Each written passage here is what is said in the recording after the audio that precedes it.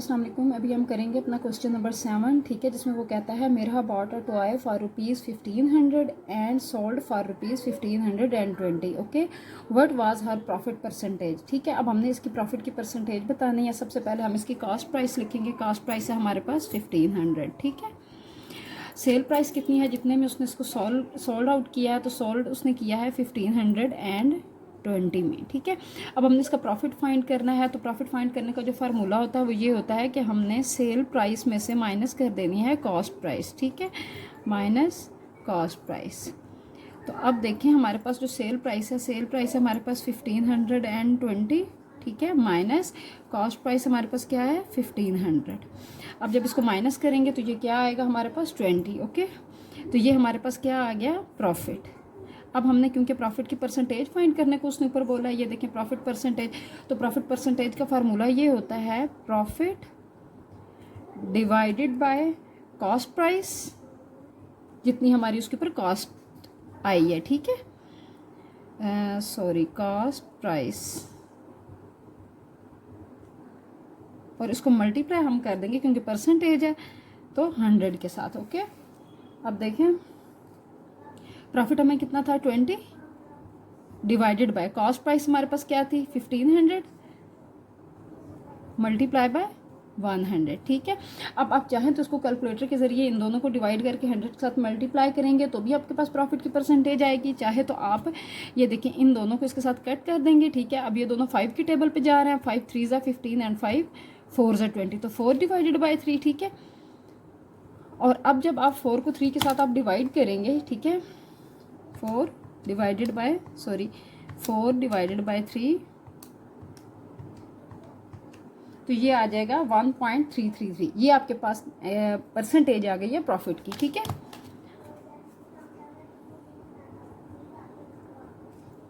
Profit percentage 1.333। ठीक है, ये आपके पास आंसर है। सिंपल आपने इसमें क्या किया है कि आपने जो मिरहा ने एक खिलौना ख़रीदा था, जो टॉय ख़रीदा था, उसकी कॉस्ट प्राइस आपने लिखी। ठीक है, उसकी सेल प्राइस आपने लिखी। अब पहले उसने कहा है कि प्रॉफिट की परसेंटेज फाइंड करें, तो पहले हम इसका प्रॉफिट फाइंड कर लेंगे। प्रॉफिट फाइंड करने के लिए सेल प्राइस में से कॉस्ट प्राइस को माइनस करेंगे, यानी 1520 में से 1500 माइनस करेंगे तो वो हमारे पास प्रॉफिट क्या आ जाएगा 20। अब प्रॉफिट की परसेंटेज फाइंड करने के लिए प्रॉफिट का फार्मूला लगाएंगे। ठीक है, अब प्रॉफिट की जगह पे जो प्रॉफिट था हमारे पास 20 वो लिखेंगे, divided by cost price. Cost हमारे पास 1500 थी तो डिवाइडेड बाय 1500 लिखा, मल्टीप्लाई बाय 100 क्योंकि हम परसेंटेज फाइंड कर रहे हैं।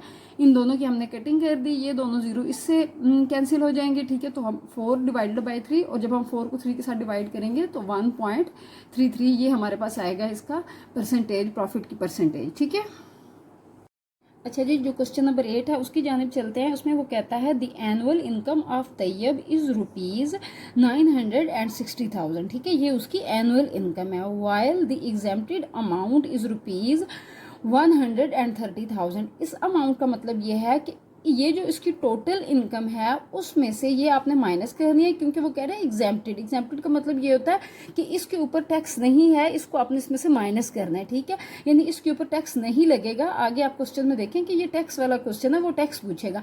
How much tax would he have to pay at the rate of 0.75। उसने 0.75 के हिसाब से टैक्स देना है अपनी इस एनुअल इनकम पे, लेकिन इस इनकम में जो 130,000 अमाउंट है इसके ऊपर उसने टैक्स नहीं देना। तो हम क्या करेंगे कि पहले इसमें से इसको हम माइनस कर लेंगे। ठीक है, फिर जो बाकी हमारा अमाउंट बचेगा उसके ऊपर इस रेट के हिसाब से हम टैक्स फाइंड कर लेंगे। ठीक है, तो सबसे पहले हम इसकी एनुअल इनकम लिखेंगे। एनुअल इनकम हमने यहां पर लिखी। ठीक है, आप देखिए एग्जेम्प्टेड इनकम कितनी है वो हम यहां पर लिखेंगे। ठीक है, अब क्योंकि इसमें से इसको माइनस करना है तो हमने रिमेनिंग अमाउंट जब फाइंड करनी है तो उसको माइनस करके अब लिखेंगे।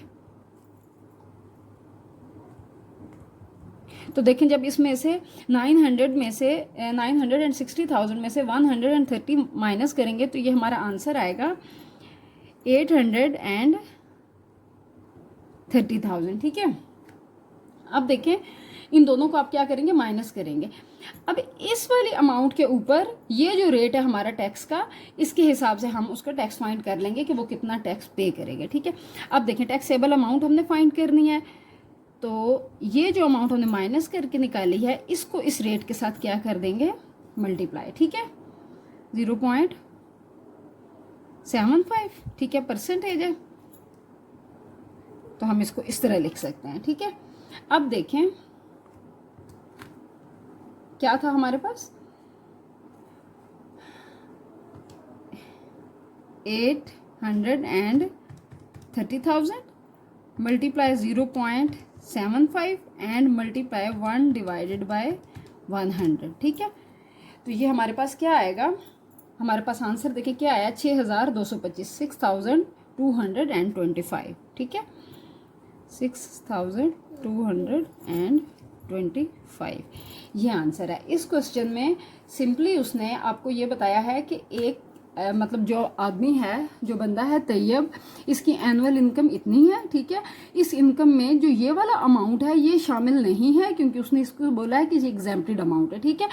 अब आप बताएं कि अगर ये शामिल नहीं हो तो वो कितना टैक्स पे करेगा इस रेट के हिसाब से, ठीक है। तो हमने क्या कहा कि अगर ये इसमें शामिल नहीं है, अगर ये एग्जेम्प्टेड है, तो आप इसमें से इसको माइनस करेंगे, ठीक है। तो हमने जब अपने क्वेश्चन को सॉल्व किया तो हमने सबसे पहले इसकी इनकम और एग्जेम्प्टेड इनकम लिख के और हमने रिमेनिंग अमाउंट फाइंड की, ठीक है। यानी इन दोनों को माइनस करके जो अमाउंट हमारे पास आया जिसके ऊपर उसने टैक्स पे करना था, हमने वो अमाउंट निकाली। फिर हमने जितना उसने रेट बोला है 0.75%, ठीक है, इस रेट के हिसाब से इसके ऊपर टैक्स फाइंड किया है। यानी ये जो 0.75% थी इसको हमने मल्टीप्लाई कर दिया इसके साथ, ठीक है। तो इसको हम कुछ इस तरह से लिखेंगे, ठीक है, 830,000 मल्टीप्लाई बाय 0.75, ठीक है, और ये परसेंटेज का 1 डिवाइडेड बाय 100, इनको मल्टीप्लाई करेंगे, ठीक है, और डिवाइड कर देंगे 100 के साथ। तो ये जो है वो अमाउंट ऐसी है जो he would have to pay at this rate 0.75, ठीक है, ये वो अमाउंट है जो वो पे करेगा। अच्छा जी, जो क्वेश्चन नंबर 9 है इसमें वो कहता है फाइंड द कंपाउंड मार्कअप, यानी हमने क्या फाइंड करना है, markup simply on ₹375,000 for 1 year, ठीक है, एट द रेट, ये रेट है 14%, ठीक है, कंपाउंडेड एनुअली, ठीक है। अब मार्कअप के लिए ना हमें 3 चीज़ें चाहिए होती हैं। एक तो हमें अमाउंट चाहिए होता है जो ये उसने दे दिया है, पीछे हमें टाइम पीरियड चाहिए होता है, ठीक है। तो ये देखें टाइम पीरियड भी उसने हमें दे दिया है 1 ईयर, और तीसरे नंबर पे हमें रेट चाहिए होता है, तो ये रेट भी उसने दे दिया है, ठीक है। जब हमारे पास कोई भी प्रिंसिपल, अमाउंट, टाइम और रेट, ये तीनों चीज़ें मौजूद हो तो हम कोई भी मार्कअप इजीली फाइंड आउट कर सकते हैं, ठीक है। तो इस क्वेश्चन को हम कुछ इस तरह से लिखेंगे कि सबसे पहले हम प्रिंसिपल अमाउंट लिखेंगे, ठीक है, प्रिंसिपल अमाउंट 3,375,000, टाइम हमारे पास क्या है 1 ईयर, ठीक है, और रेट हमारा के पास क्या था 14%,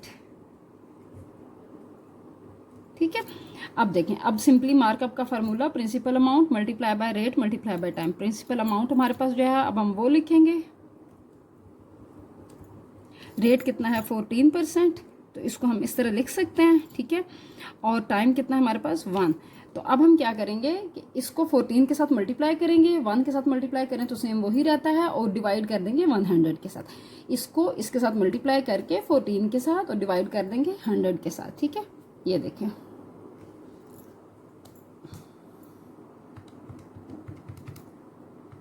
multiply by 14 multiply by 1 divided by 100, ठीक है।